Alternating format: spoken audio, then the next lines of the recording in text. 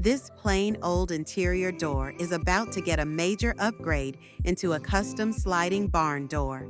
After removing the hardware, I filled the gaps with wood filler and added 2x2s to extend the height. Then I framed the door using 1x4s and pallet wood for a rustic look, attaching everything with nails and wood glue. Once the caulk dried, I painted it white, though any color would look great, and finished it off with barn door hardware. Let's make a cozy DIY fire pit. We dug a shallow circle, filled it with store-bought rocks, then lined the edges with natural stones. Adding a fire grate in the middle made it campfire ready.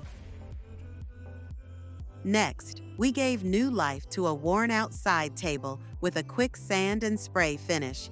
Then we upcycled old yogurt jars, adding paint, baking them for a stained glass effect.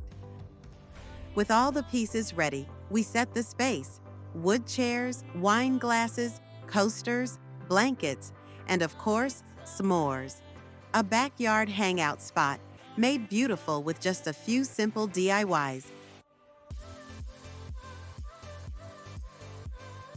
For a stylish wall makeover, we used faux brick panels, cut to size and nailed in place.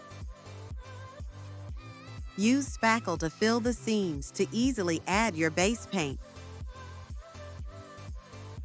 We coated it in a rich color, then added white paint over top,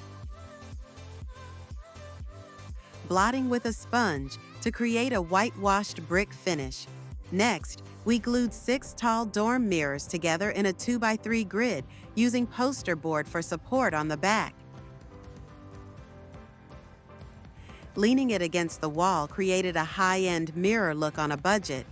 To finish, we hung new art, rolled out a cozy rug, and styled the table with a simple centerpiece.